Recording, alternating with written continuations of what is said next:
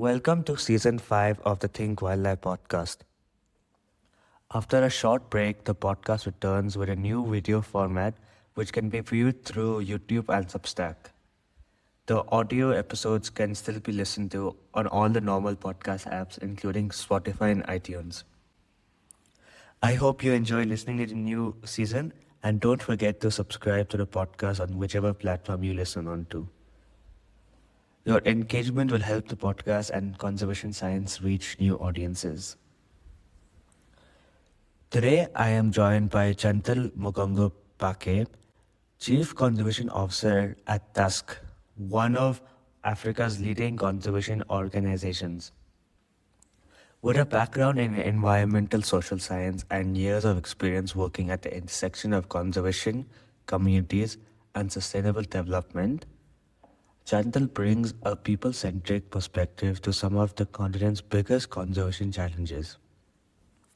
In this episode, we'll explore what effective community-led conservation really looks like, why indigenous and traditional ecological knowledge are essential for protecting biodiversity, how innovative approaches are improving human-wildlife coexistence, and what gives her hope for the future of conservation across Africa.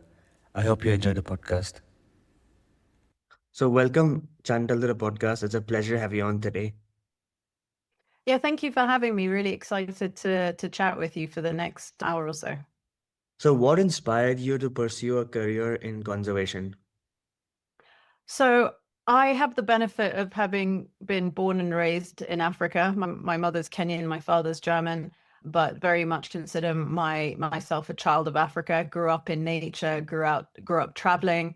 And I think that's what ultimately led me to a career in conservation. My mother's an ecologist, a rangelands ecologist. My father was a hydrologist, but I wanted to be more people-centric science. So I did my bachelor's degree in environmental social science, my master's in environment and development, and very much wanted a career based around people's interactions with nature. And I think I cut out because as we've been seeing the transition in how conservation is being seen, we're seeing more people-centric conservation taking a precedent over older school conservation methods, which prioritized lands and wildlife over people. So I'm trying to find that happy middle ground where we're able to ensure that people's well-being is prioritized, that human-wildlife coexistence is understood, and that ultimately we're able to ensure that natural resources are protected for people and for wildlife as well. And what have been some of the most prominent challenges you have faced throughout your conservation career so far? Oh, the challenges. It's always a tough one. I think we always tend to focus on the positives, but I think firstly, being a woman in conservation has been quite difficult. It's still a very male-dominated industry, but I always took pride in the fact that I always found female allies and also male allies who really want to see myself succeed and other women succeed in this space as well. I think also just overall the environmental crises that we're facing. It's a very difficult space to work in, trying to make people understand the importance of protecting the environment. Corporates and for-profit industries still tend to be, I guess, the strong people in the rooms, especially when it comes to policy and lobbying. So ensuring that we have a seat at the table, that we're able to ensure that the environment is considered when development negotiations are happening, and trying to find ways in which businesses can still succeed, but the environment can still be protected as well. I think those are challenges that I faced. But I think especially women in conservation, I am seeing a shift. I'm seeing increasingly more and more women, especially younger generations coming into the field, really having a strong voice at the table as well. And so I think myself as at that mid-career point, being able to see where I can give back as well, but trying to find an equitable space as well. I think when you start talking about gender and equity, it does tends to get people to take a step back. But I think we really need to push for an equitable workspace and recognition that women are up and coming in many of these spaces, and that there is space at the table for women and men to be able to have strong negotiating power as well. And what about best memories? Oh, the best memories is always the fun part, isn't it? I think For me, it's always time in the field. That's where I'm happiest. Unfortunately, I think people will tell you as you grow in your career, you spend less and less time in the field and more time in conferences and at your desk.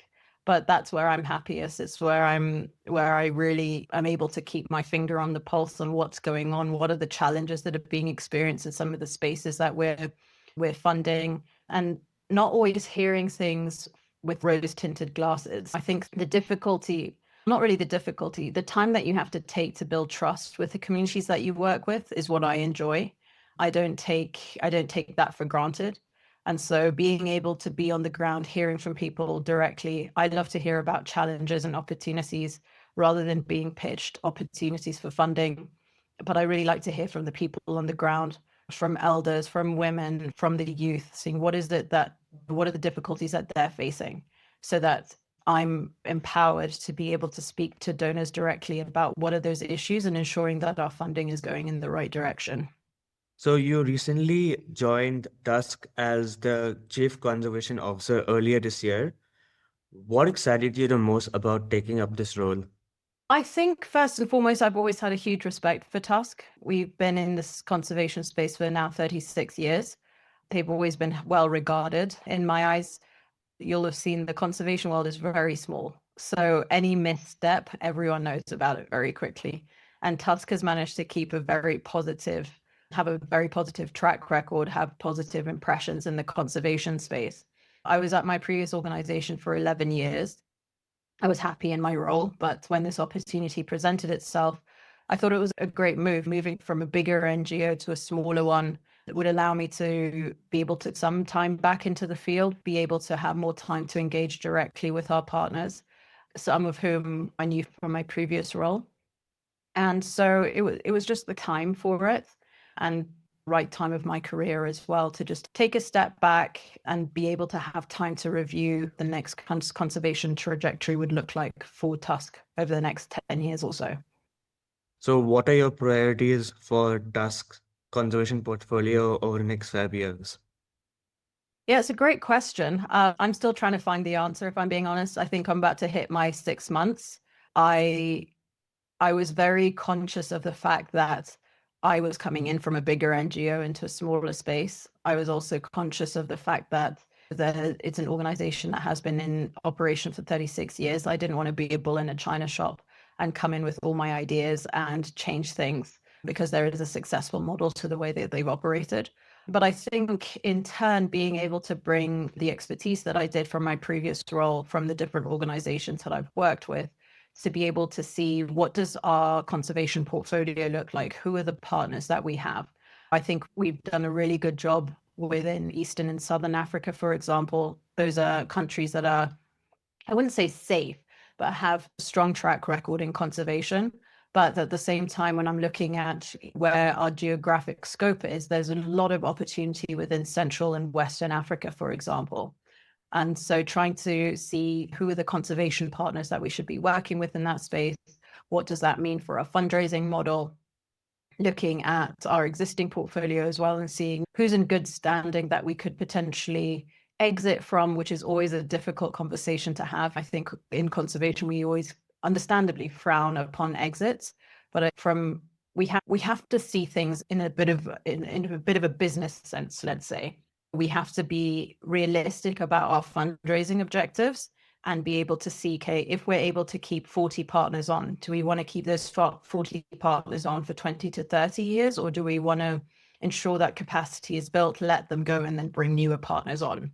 So that's what I've been working on. I think a lot of learning, a lot of time spent on calls with our partners. I'm hopefully in the next month going to visit some of our projects in Namibia and Madagascar, which I'm really excited about. Goes back to what I was saying about spending time in the field, listening to our partners directly, listening to their stakeholders as well, to see what we're missing, because I think that's also the danger. Conservation does have a reputation, or conservation organizations do have a reputation sometimes for encouraging a siloed conservation approach. And so that's something else I'm looking at. You say, who are the partners that we're missing if we're really wanting to achieve strong impact, strong and positive impact, not have silos, and be able to ensure that scale is achieved. I'm doing a lot of scoping, a lot of situation analysis in different countries to see if the partners that we have can be joining, collaborating with other partners, being able to talk to people, even if it doesn't mean that we're funding them, but keeping my eyes and ears open to the conservation space and making sure that our investments are going into the right spaces. Community-led conservation is central to Tusk's work. What does effective community-based conservation look like from your perspective? Yeah, that's another great question. And I think it differs from country to country, if I'm being honest. I think if you look at the how community-led conservation developed in Africa, everyone will point you to Zimbabwe, the campfire movement, and also Namibia, and the establishment of the community conservancies, which are fantastic case studies on how to ensure that people have rights over their land. Then the next step and looking at supporting policies.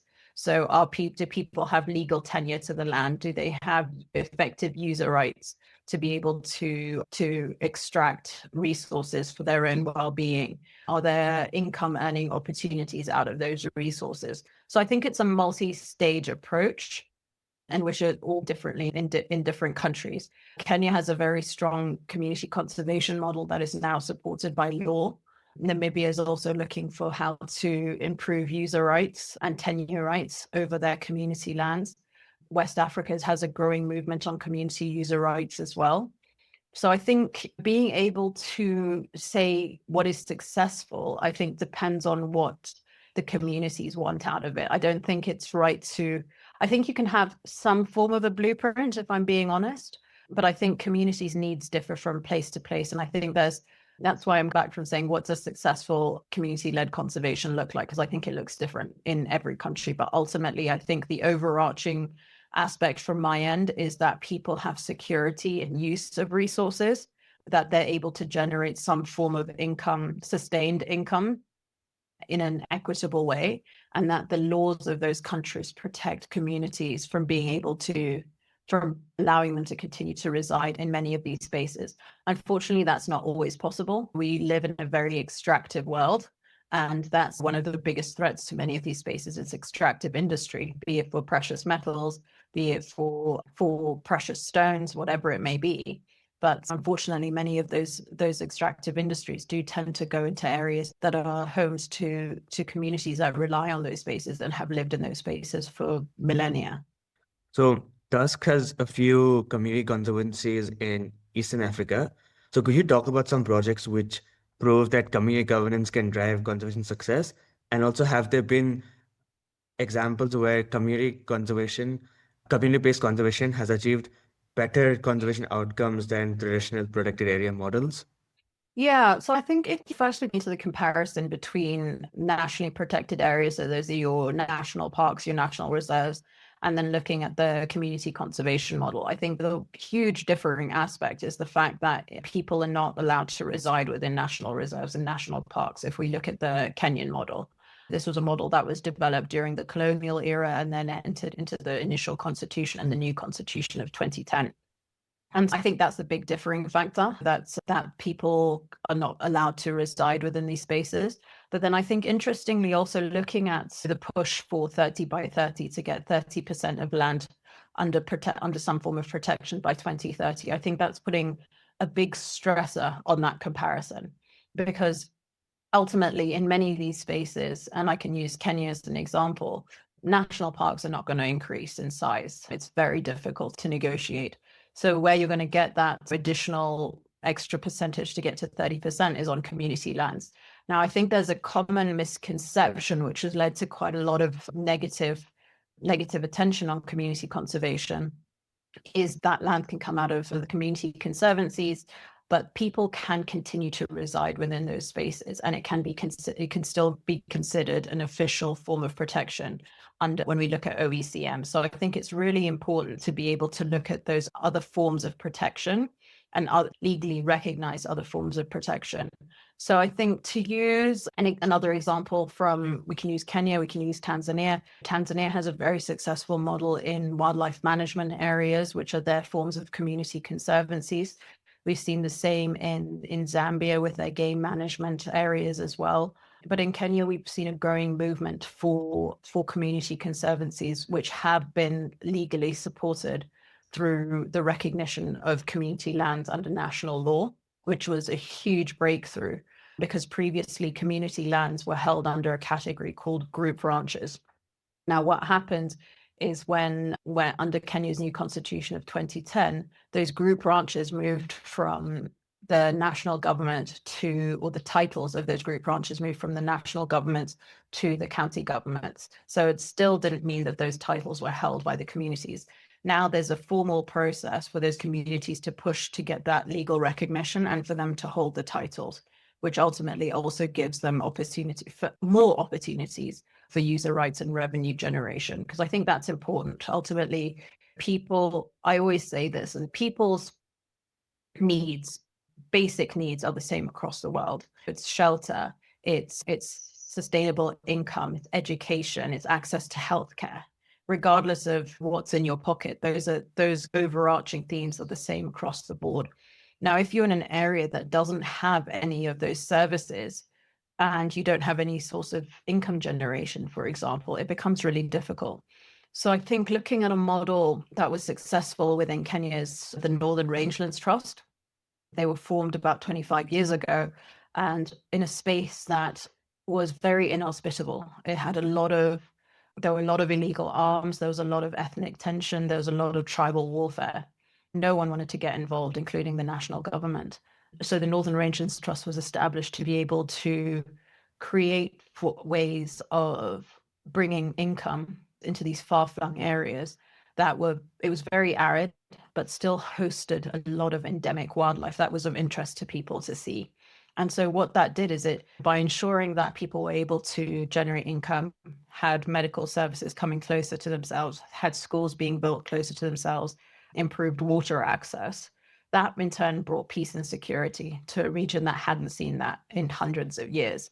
So I think that's a successful model. And then all that now under the umbrella of the Kenya Wildlife Conservancies Association that plays host to all these, I can't remember how many off the top of my head, but quite a significant number of regional wildlife associations in Kenya. And so it's been amazing to see that grow over time, to see the opportunities that community conservation can bring to protection of these incredible spaces that are outside of national parks and national reserves as well.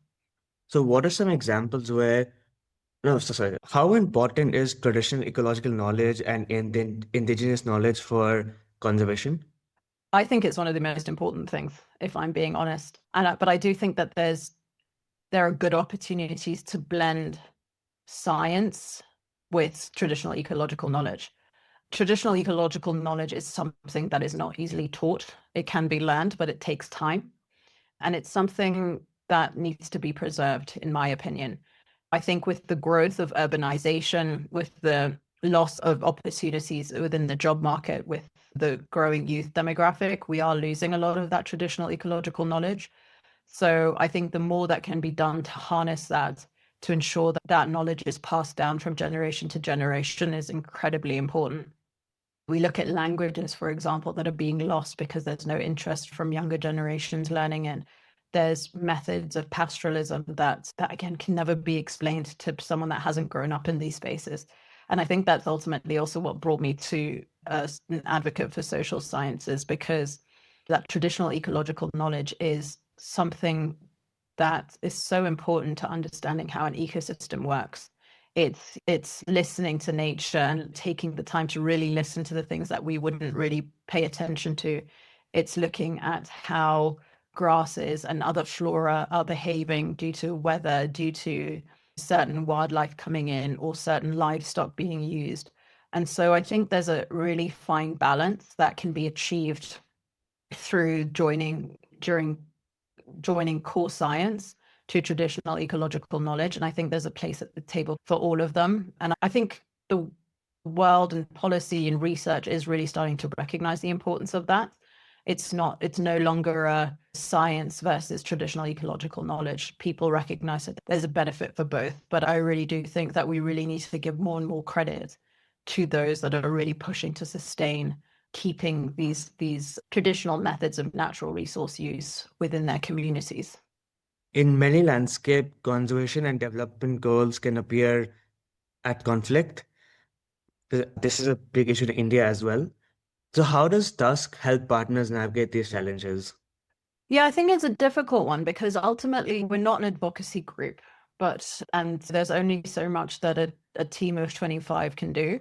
But I think that's where partner selection is really important and being able to support organizations that do have that expertise in advocacy. One of the areas that we are looking to potentially grow into is the policy space, because through the networks that we do have, we are able to seats at the higher tables. But that does not mean that we're going to be the ones taking those seats. It's giving an opportunity to people that have that expertise. And I think that's to one of your earlier questions about why Tusk. I think we know our place. Let me say that. I think there's always the risk of mission creep because it sounds interesting and because someone says they may fund us to do X, Y, Z. But I think we're very comfortable in the space that we have.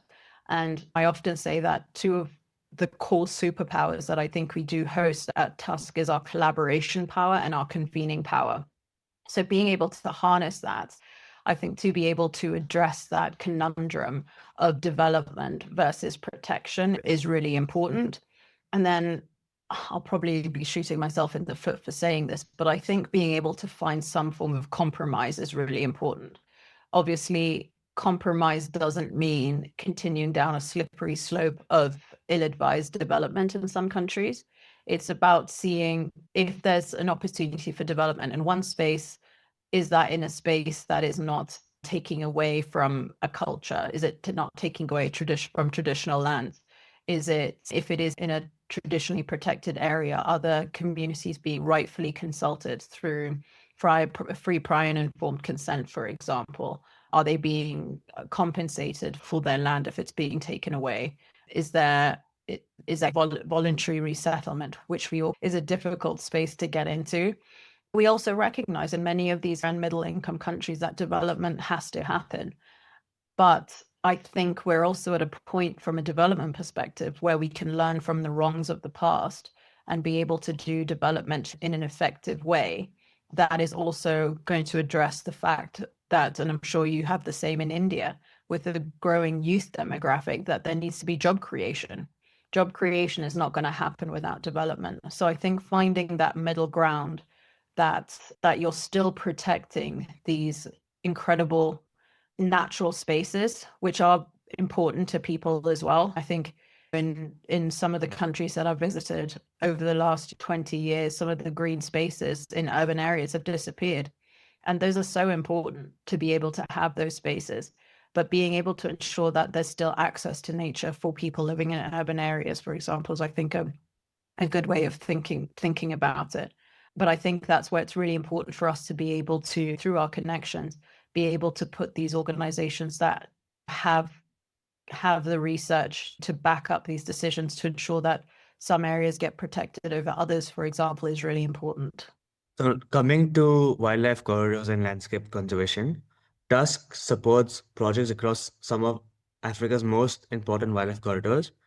Could you highlight a landscape where connectivity conservation is currently a major priority and what is at stake?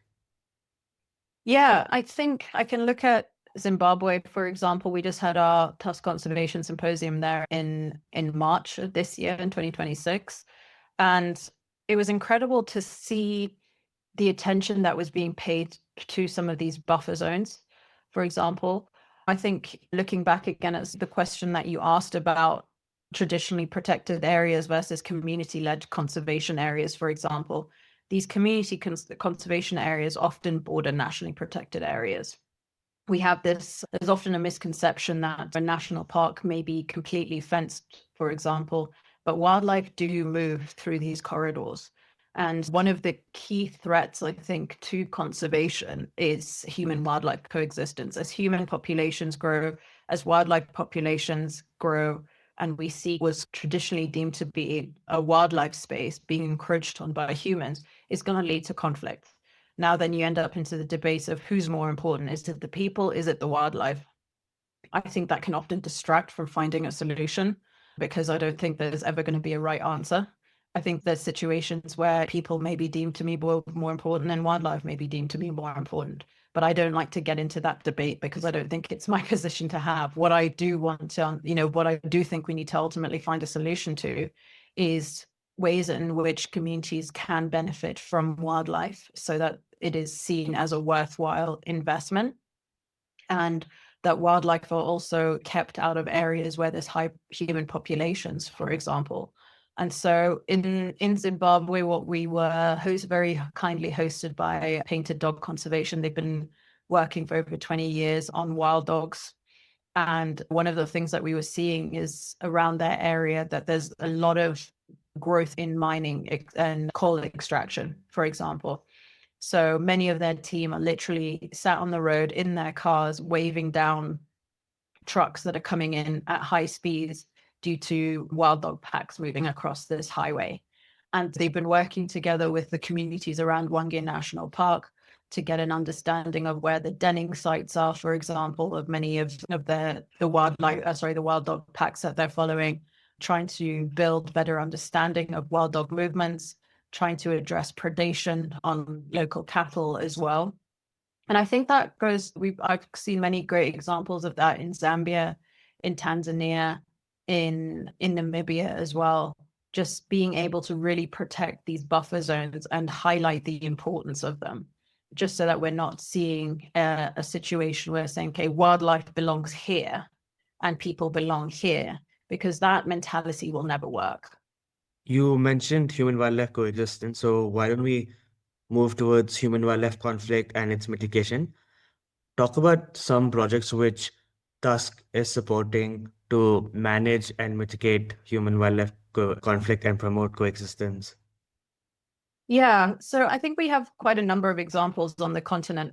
What always a bit of a giggle is you have to have a toolkit. It's not a one-size-fits-all approach. If we use elephants, for example, Save the Elephants have developed a great human-elephant conflict mitigation toolkit with a vast array of options that are cost-effective, using materials that are easily accessible throughout Africa. And ultimately, a lot of it is trial and error. With elephants, we've seen that they're very quick at picking up on a pattern. They're very quick at adapting to methods of mitigation. And unfortunately, that becomes cost can be prohibitive in that sense. And using satellite data, for example, equipping communities with apps on their phones, for example, that shows when problem elephants are in the area, that can be really beneficial. And that can also work in collaboration with community protected area rangers or national park protected area rangers.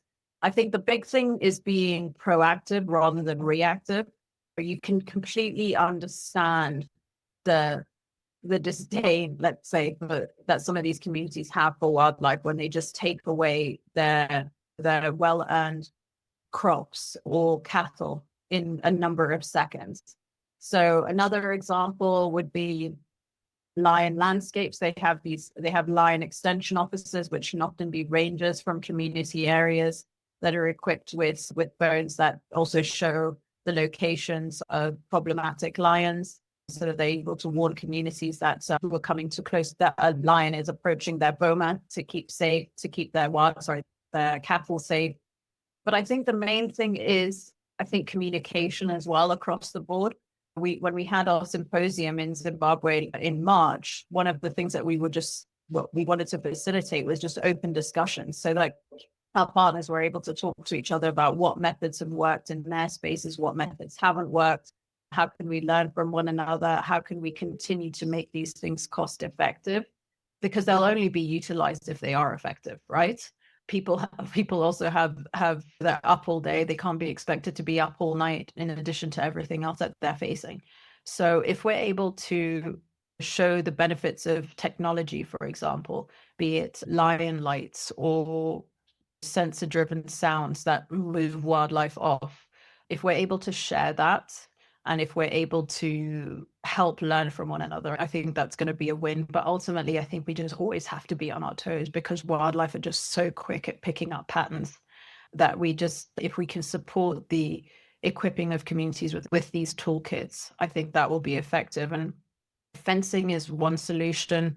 We've been seeing the use of mobile electric fences in Gabon, for example, to curb human-elephant conflict on some of the farms that have been growing around nationally protected areas. Those have been effective because, one, they can move them from area to area depending on where they've planted their crops. They can also be powered by the sun, which again makes it easier if you're not connected to the national grid. So I think talking about these different solutions and these different activities that are happening throughout the world, and I think there's also a lot to be learned on this space from Asia as well. You were talking about human wildlife conflict is a big issue in India. Where how can we, even though Tusk is not working in Asia, how can we be linking our partners with some of the organizations in India, in Indonesia, in other countries which are experiencing human wildlife conflict, to be able to support learning exchanges? So Tusk invests heavily in African conservation leaders through the Tusk Conservation Awards. Can you share a few examples of award recipients whose work have had a particularly lasting impact? Yeah, absolutely. I think coming into Tusk, the awards have a great amount of attention on them, and rightfully. And we've just recently completed the judging for the award recipients for 2026. So I'm really excited to be able to showcase those once the awards happen on the 11th of November. I can talk about, we've got some of our legacy partners, for example, Richard Bonham, who started up Big Life Foundation based out of Amboseli. He's done a lot of great work to highlight the importance of these buffer areas for elephant movements and also the movement into Tanzania. He's done even more recently when there was a national outcry amongst some of the big tuskers entering Tanzania and being shot. They've done a lot to shed light on the importance of protecting cross boundary conservation, because I think, again, being able to break down the barriers and the silos, is we need to ensure that we're working across borders as well, again, because wildlife moves across these boundaries, these essentially man-made boundaries. We also have Clever from Rwanda, who won the Wildlife Ranger Award in 2024, I believe, and was one of the first recipients for Rwanda. So it's also, in addition to the individuals, it's also an opportunity to shed light on conservation going on in those countries, in new countries. But I think ultimately, if I go back to my recent first experience in the judging, it's looking for remarkable people who are doing extraordinary work in very difficult circumstances and that just don't get the attention that they deserve. So if we're able to give attention to their organizations, to their countries, and provide a financial award for that as well. We've got Fanny from Friends of Bonobos, who's working on bonobo conservation in the Democratic Republic of Congo, a very difficult area to work on that's unfortunately now been impacted by Ebola as well. I think that's the least that we can do.